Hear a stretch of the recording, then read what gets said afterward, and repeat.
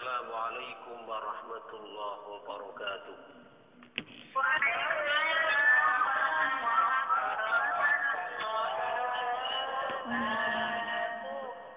Alhamdulillah.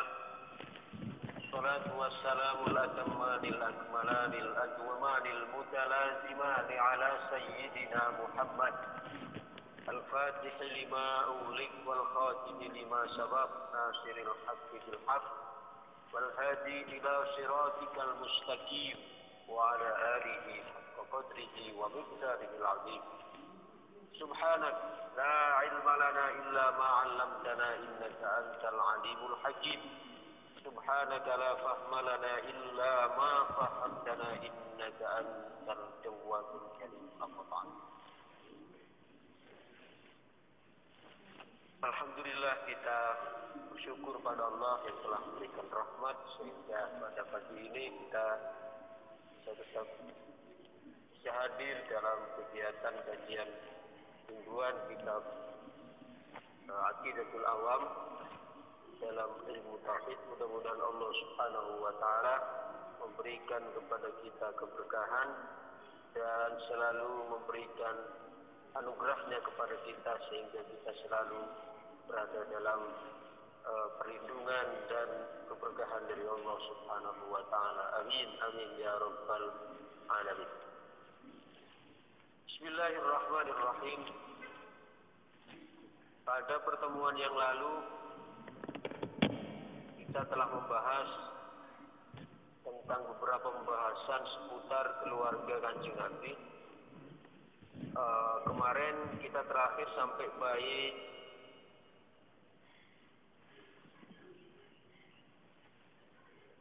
Fazainabun, ya, terakhir kemarin kan. Fazainabun wa ba'daha Ruqayyah wa Ummu Kulthumin zakat radiyah, ya, kemarin.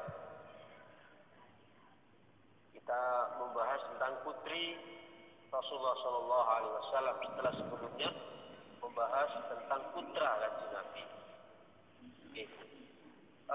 Cuma kemarin ini ada yang ketinggalan satu bait, ya, setelah bait mauliduhu bi Makkatal Aminah wafatuhu bi Thaibatal Madinah. Itu ada satu bait yang tertinggal kemarin, yaitu atamma qabdal wahyi arba'ina wa umruhu qad jawaza sittina. Itu kemarin tertinggal itu, ya. Kanjeng Nabi atamma nyempurnaake qabdal wahyi sak derenge nampa wahyu arba'ina ing umur 40 arba'ina ing 40 wa umruhu utawi umure Kanjeng Nabi qad jawaza teman-teman ngliwati apa umure Kanjeng Nabi as-sittina ing 60 tahun. Jadi Kanjeng Nabi ketika menerima wahyu beliau diangkat menjadi nabi itu setelah diangkat oleh Allah umur beliau genap 40 tahun. Itu kemarin yang kita terlangkai, ya. Kemudian sekarang kita lanjutkan. Kemarin kita telah selesai wasab'atun itu, ya, sudah selesai kemarin. Sekarang yang dikirim Bu Ika itu sudah wasab'atun auladuhum, ya, itu sudah. Wa wirhum Ibrahimu min Khadijah hum sittatun fakhud bihim walidah, itu sudah, ya. Kemudian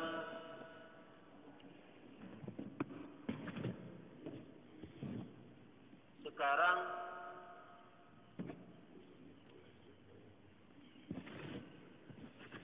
ya,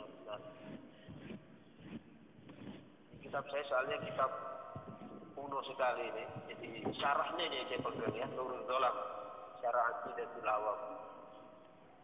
Sekarang antis ini suatin wafatil Mustafa khuyron faktornan nabiyal Mustafa. Ini sekarang, ya. Antis aini suati wafatil Mustafa khuyron faktornan nabiyal Mustafa. Jadi Kanjeng Nabi antis ini suatin. Antis ini suatin saking songo piro-piro keluargane Kanjeng Nabi, wafatil Mustafa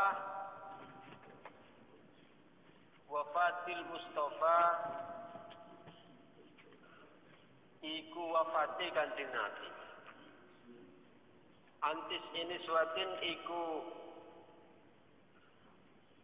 saking songo piro-piro keluarga wafatul Mustafa utawi wafate Kanjeng Nabi. Khuyirna kang tin pilih fakhtarna mungko padha milih sapa an-niswah an-nabiyal Mustafa ing Kanjeng Nabi al-Mustafa al-Muktafa kang tin al-Muktafa kang tin pilih. Jadi Kanjeng Nabi beliau ketika wafat itu meninggalkan 9 orang istri. Ya, pada waktu Kanjeng Nabi wafat, beliau meninggalkan 9 orang istri. Dan 9 orang istri ini adalah yang diperintahkan oleh Allah untuk memilih antara memilih Rasulullah atau memilih perhiasan dunia. Lalu kemudian mereka memilih Rasulullah Sallallahu Alaihi Wasallam. Ini kan ceritanya masyhur itu dalam surat Al-Ahzab ya. Jadi ketika istri-istri Rasulullah itu sepakat untuk membuat satu tuntutan kepada Kanjeng Nabi. Mereka datang kepada Kanjeng Nabi menuntut ingin mendapatkan kehidupan yang wah di dunia ini. Artinya kalau istri para raja saja di dunia ini sangat dimanja, masalah istri seorang nabi, seorang panutan umat, seorang yang menjadi paling baik dari makhluk secara total di dunia ini. Masa kehidupannya cuma gini-gini saja? Lalu kemudian mereka 9 orang ini datang menghadap Rasulullah. Ya. Anggaplah unjuk rasa lah kira-kira begitu. Menuntut kepada Kanjeng Nabi agar bagaimana mereka mendapatkan kehidupan yang layak bahkan melebihi para raja, memiliki banyak perhiasan dan sebagainya. Lalu kemudian turunlah ayat ya, firman Allah yang menyebutkan wa in kuntunna turidnal hayatad dunya wa zinataha fata'alaina umatti'kunna wa usarrikunna sarahan jamila. Jadi kata Allah, diberikan jawaban melalui Kanjeng Nabi, wahai para istri Nabi, jika kalian menginginkan dunia dan seisinya, ingin perhiasan yang banyak. Lalu kata Kanjeng Nabi, fata'alaina, maka kemarilah. Kalau kamu ingin perhiasan dunia, sini. Fata'alaina umatti'kunna, akan aku berikan, akan aku penuhi permintaanmu yang ingin kaya, yang ingin mendapatkan perhiasan seperti istri-istri para raja. Tapi setelah itu, setelah dipenuhi, umatti'kunna wa usarrikunna sarahan jamila. Konsekuensinya kalian harus rela untuk dicerai dari menjadi istri Rasulullah Sallallahu Alaihi Wasallam. Artinya oleh Kanjeng Nabi ditantang, oke, kalau memang itu mau kalian, ingin mendapatkan perhiasan dunia yang banyak, karena kalian menuntut saya supaya jadi seperti ya orang-orang para raja, istri-istri para raja yang memiliki harta yang melimpah, oke, saya sanggup. Tapi kamu harus milih antara dua keadaan, dua kondisi. Keadaan seperti ini, tapi tetap menjadi istri saya di Rasulullah SAW, ataukah baik aku penuhi keinginan kalian, ya, untuk mendapatkan apa yang kalian inginkan, tapi setelah itu kalian harus rela untuk aku ceraikan. Maka mereka setelah ditantang demikian oleh Kanjeng Nabi, akhirnya luluh dan mengatakan apa? Lebih baik kami tidak mendapatkan perhiasan dunia ya Rasulullah, sedangkan kami, asalkan kami mendapatkan Anda. Artinya apa di sini? Para istri Rasulullah masih lebih takut kehilangan Rasulullah SAW daripada mereka mendapatkan perhiasan dunia, tapi mereka berpisah dengan Sayyidina Muhammad Sallallahu Alaihi Wasallam.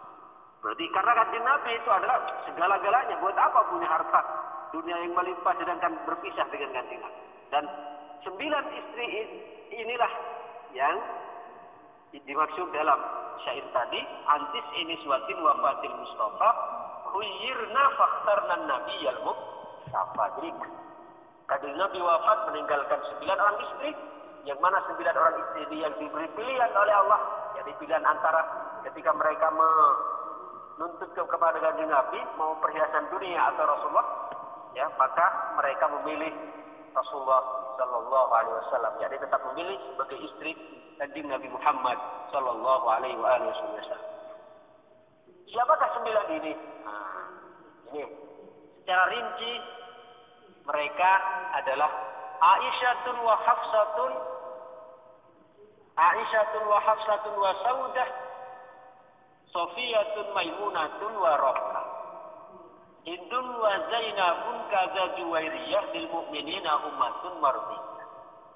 9 itu adalah pertama Sayyidah Aisyah. Aisyah yang lagunya itu masyhur, indah cantik, begitu, kulit putih bersih, ya. Sayyidah Aisyah, ini beliau termuda. Wa Hafsah, Aisyah putri Abu Bakar, ya. Wa Hafsah, yaitu Hafsah binti Umar bin Khattab, putri dari Sayyidina Umar. Saudah binti Zam'ah. Kemudian Sofia, 4, ya. Kemudian kelima Maimunah, keenam Romlah, ya. Romlah binti Abu Sufyan, Hindun, kemudian Zainab, kemudian Juwairiyah. 9 total. Aisyah, Hafsah, Saudah, Sofiyah, Maimunah, Romlah, Hindun, Zainab, Juwairiyah.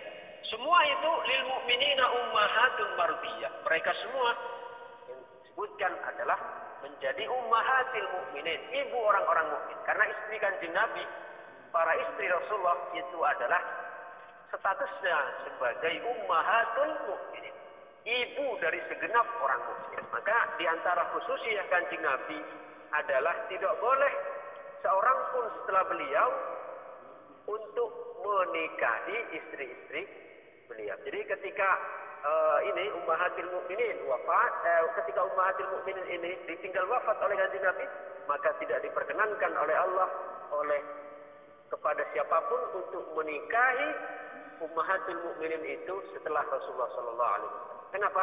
Karena status ummahatil mukminin itu adalah sebagai ibu dari kaum muslimin semua. Berarti kalau ada yang menikahi istri Kanjeng Nabi setelah meninggalnya beliau, berarti kan sama saja statusnya, yaitu menikahi ibu sendiri. Maka tidak boleh untuk dinikahi. Ini yang dimaksud apa, lil mu'minina ummahatun mardiyah. Mereka adalah ibu kaum mukminin mardiyah. Kita semua diridhoi oleh Allah Subhanahu wa ta'ala. Kemudian selanjutnya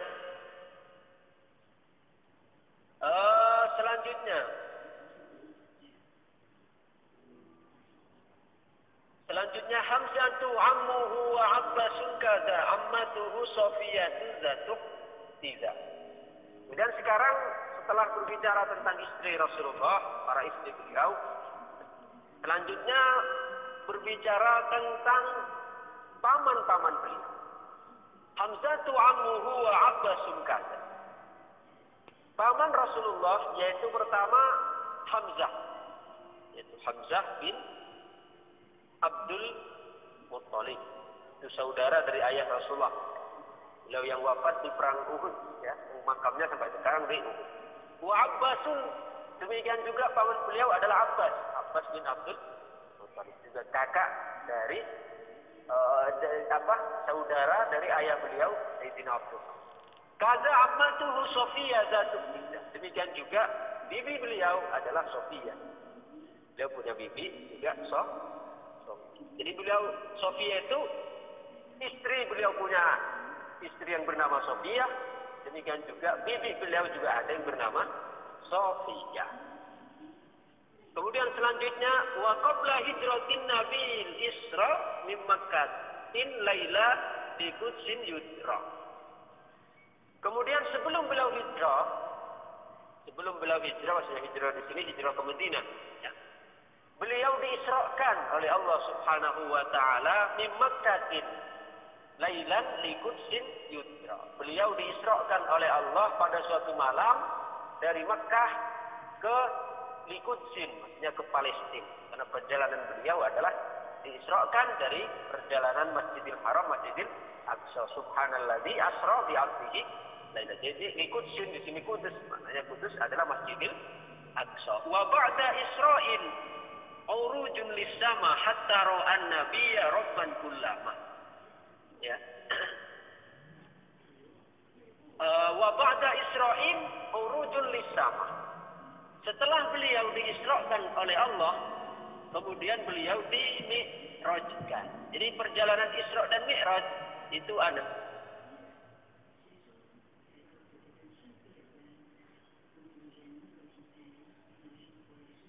adalah perjalanan yang berbeda. Artinya apa? Isra sendiri, Mi'raj sendiri. Ya, walaupun memang ada yang mengatakan Isra malam sendiri, Mi'raj malam sendiri. Artinya lain malam. Ya. Tapi pendapat yang paling kuat Isra dan Mi'raj itu adalah dilakukan pada satu malam yang sama. Jadi kalau Isra itu kan perjalanan dari Masjidil Haram ke Masjidil Aqsa. Sedangkan Mi'raj adalah naiknya beliau dari Masjidil Aqsa ke langit 7 ke Sidratil Muntaha.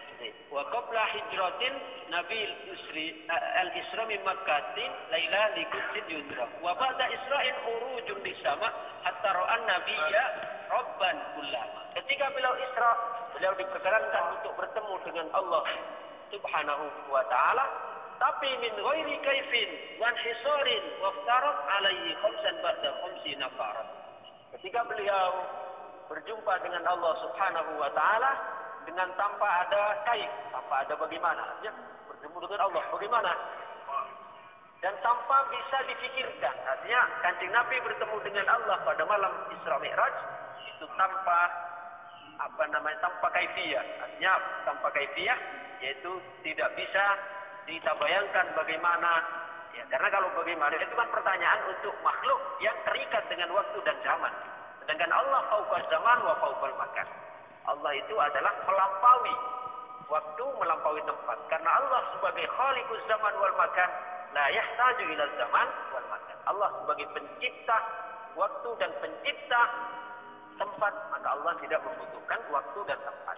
Jadi Kanjeng Nabi bertemu Allah pada malam Mi'raj itu tanpa ada bagaimana dan tanpa terbatas. Dan di sanalah Kanjeng Nabi mendapatkan waftarat, ya, diwajibkan kepada beliau khamsan ba'da khamsina farad. Diwajibkan 5 waktu setelah sebelumnya beliau mendapatkan perintah 50 waktu. Jadi awalnya surat itu adalah 50 waktu, lalu kemudian mendapatkan dispensasi hingga kemudian menjadi 5 waktu. Jadi itu setelah mendapatkan kortingan, ya, dari Allah Subhanahu wa taala dari 5 waktu menjadi 5 waktu, dari 50 waktu menjadi 5 waktu. Setelah bolak-balik, ya, itu atas saran dari Nabiullah Musa alaihi salam. Tapi walaupun 5 waktu itu membandingi atau sebanding dengan yang 50 waktu. Kemudian selanjutnya kita sama sekali ada sama hari ini. Selanjutnya wa ballaghal ummata bil isra'i wa fardhi khamsatin bilam tira'i. Qad faza siddiqu bi tasdiqin lahu wa bil uruji saduqu wa fa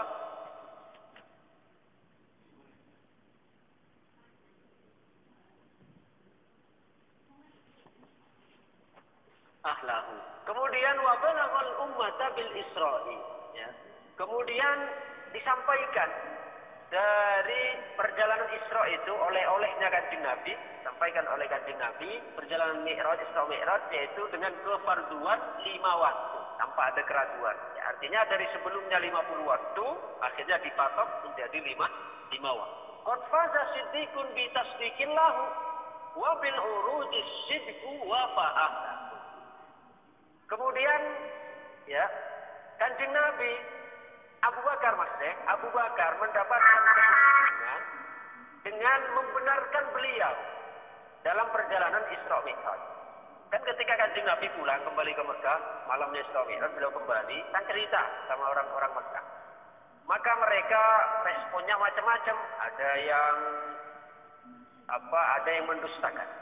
Karena mereka mengikuti standar akal. Mana mungkin Muhammad bisa melakukan Isra Mi'raj dari Mekah, Palestina, itu setidaknya membutuhkan waktu 40 hari. Kemudian apalagi ini naik ke langit 7 katanya, sungguh mustahil. Ya. Maka golongan yang pertama mereka mendustakan. Ada lagi yang baru masuk Islam, masih lemah imannya. Mereka kembali lagi murtad. Karena apa? Mereka tidak mempercayai apa yang dilakukan oleh Rasulullah Shallallahu Alaihi Wasallam. Tapi ada yang ketiga, yaitu seperti Sayyidina Abu Bakar As-Siddiq. Pada waktu beliau ditanyakan kepada beliau tentang, wahai Abu Bakar, bagaimana pendapatmu tentang sahabat Muhammad? Katanya dia telah melakukan Isra Mi'raj, yaitu dia melakukan perjalanan di Mekah, Palestina, kemudian naik ke Masjidil Aqsa, naik ke Sidratul Muntaha, kembali ke Mekah. Tidak sampai dalam waktu semalam dia sudah berada lagi di Mekah. Bagaimana pendapat? Lalu Abu Bakar mengatakan, kalau itu Muhammad yang mengatakan, 1000 kali dari itu aku percaya. Hingga beliau dari peristiwa itu mendapatkan gelar As-Siddiq yang membenarkan beliau Rasulullah Shallallahu Alaihi Wasallam. Jadi beliau menjadi orang yang beruntung, ya, karena beliau membenarkan, bukan seperti orang yang dua golongan sebelumnya, yaitu yang mendustakan atau yang mendustakan dan keluar lagi dari agama Islam. Beliau Sayyidina Abu Bakar termasuk orang yang keimanannya kokoh, sehingga beliau beruntung dan membenarkan apa yang dibawa oleh Rasulullah pada waktu Isra Mi'raj. Bahkan wafa ahlahu. Bahkan Abu Bakar mengorbankan semua harta bendanya untuk Rasulullah dalam perjalanan beliau. Bahkan beliau juga memberikan putrinya, yaitu menikah dengan Siti Aisyah radhiyallahu anha wa ardhaha. Itu adalah merupakan putri dari Abu Bakar As-Siddiq radhiyallahu anhu wa ardhaha. Baik, itu adalah pembahasan tentang istri Rasulullah dan keluarga Rasulullah. Sekarang kita penutup. Wa hadhihi aqidatun mukhtasarah walil awami sahlatun muyassarah. Ini adalah akidah ringkas yang membahas tentang permasalahan akidah tauhid. Ya, walil awami sahlatun muyassarah. Mana ini teruntuk orang-orang awam, orang-orang kita yang masih untuk kalangan pemula, ini sangat memberikan kemudahan untuk memahami akidah awam ini, akidatul awam ini. Nazimun tilka Ahmadul Marzuki, man yantami lis-sadiqil masduqi. Ya, yang mana akidatul awam ini adalah disusun oleh Ahmad Al-Marzuki yang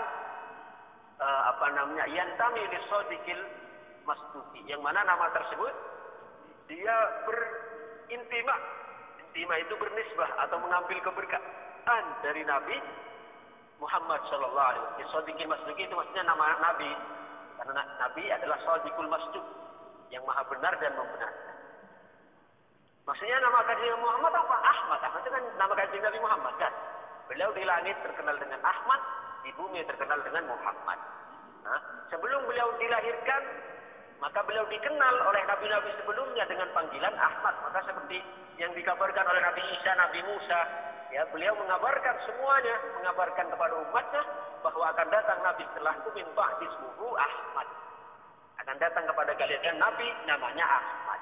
Jadi kanjeng Nabi sebelum lahir dikenal dengan nama Ahmad. Demikian juga di langit dikenal dengan nama Ahmad. Maka penulis di sini beliau berintimak dengan nama beliau, dengan nama Nabi Ahmad. Dan di sini nama lengkap beliau Ahmad Marzuki.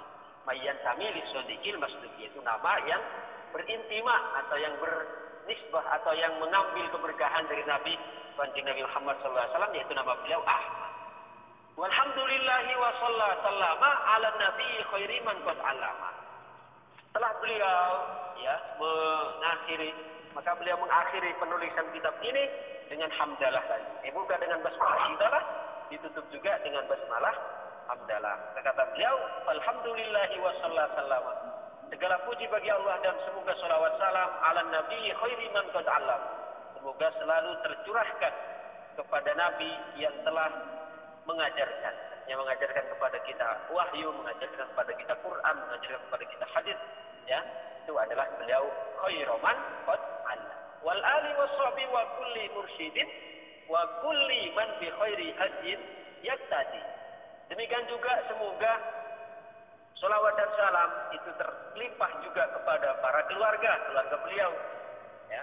Demikian juga kepada wasahbi, para sahabat beliau, wa kulli mursyidin, dan semua orang yang membimbing jalan kebenaran. manhajnya para pewaris beliau, para ulama, ya para aulia, orang-orang yang membimbing jalan, menunjukkan jalan kepada Allah Subhanahu wa taala. Wa kullu man bi khairi hadin yaqtadi, yaitu semua orang yang menunjukkan jalan kebenaran, yang menjadi contoh kepada jalan kebenaran. Wa as'alul karima ikhlasul amal wa naf'a kulli man biha qad istaghal. Demikian juga kami, kata beliau, saya mohon kepada Allah untuk memberikan kepada kami keikhlasan dalam beramal. Ini keikhlasan dalam menulis buku ini, termasuk bagi kita semua, yakni mengandung doa. Semoga kita semua oleh Allah diberikan ikhlasnya amal dalam ikhlas. Karena ikhlas itu adalah ruhnya amal, kan, seperti yang pernah kita bahas dalam kajian kita. Al-a'malu suwarun qa'imah, kata Syekh Ahmad bin Abdullah Sakandari, wa innama ruhuha wujudu sirril ikhlasi fi. Amal itu adalah merupakan gambar yang dibentuk. Dan beliau sedangkan ruhnya itu adalah keberadaan ikhlas di dalam. Dan beliau berdoa wa as'alul karimah ikhlasul amal. Beliau mohon kepada Allah ikhlasnya amal dan kemanfaatan dari semua apa yang beliau sibukkan, yaitu dari apa yang beliau tulis ini. Itu dari tulisan beliau ini semoga menjadi ilmu yang manfaat. Abyatuha maizun ba'dal jumali tarikuha lihayyun azza juri. Ya. Bilangan dari bait ini, yaitu dalam Aqidatul Awam, yaitu ada 57. Ada 57 bait, 57 syair. Kemudian tarikhuha, yaitu maksudnya adalah tanggalnya atau penulisan beliau ini selesai pada maktubun ila Sya'ban faqala huwa Sya'banul mati atau Sya'banul qabil tsumma amara bi wad'i tarikh. Kemudian jadi beliau selesai disusun kitab ini pada bulan Sya'ban. Ya, pada bulan Sya'ban. Kemudian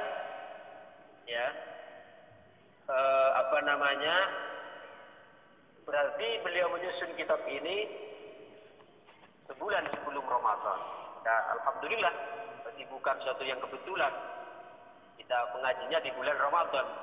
Ini adalah merupakan keberkahan dari Allah Subhanahu wa taala yang menentukan kita semua untuk bisa membaca kitab ini di bulan Ramadan. Ditulisnya bulan Sya'ban, kita bacanya di bulan Ramadan. Kemudian samaituha aqidatul awam min wajibin fid dini bit tamami. Baik, terakhir dari kitab ini kata beliau saya namai sebagai Aqidatul Awam, ya, yaitu min wajibin fid dini bit tamami. Yang mana Aqidatul Awam ini berisi tentang kewajiban-kewajiban akidah yang harus kita ketahui di dalam agama ini. Iya, karena di dalamnya mencakup dari akidah, mulai dari mu'taqad seket, kata orang Jawa, ya. Mu'taqad seket itu kan yang harus akidah yang harus kita pegang, mu'taqad seket.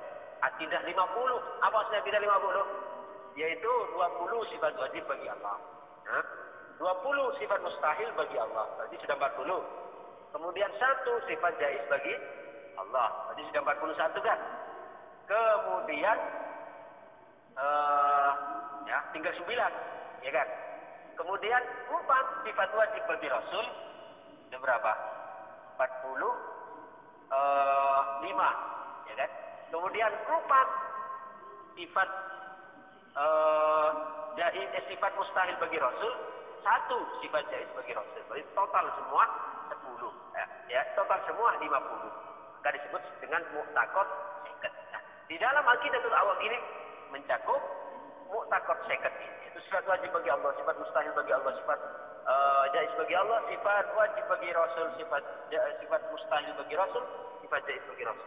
Kemudian kitab yang wajib diimani, kemudian Nabi Rasul yang wajib diimani, malaikat yang wajib diimani, kemudian kanjeng Nabi, ya, kemudian keluarga beliau, kemudian anak-anak beliau, kemudian keluarga beliau, paman beliau dan sebagainya, ya, semuanya dihimpun oleh beliau dalam satu risalah kecil ini, yaitu bernama Aqidatul Awam, yang mana berisi di dalamnya min wajibin fiddini bit tamami, yaitu berisi tentang kewajiban-kewajiban dalam akidah Islam secara sempurna. Artinya beliau membahas di sini dengan bahasa yang mudah dan mudah untuk dipahami. Demikian yang bisa disampaikan, kurang dan lebihnya mohon maaf yang sebesar-besarnya.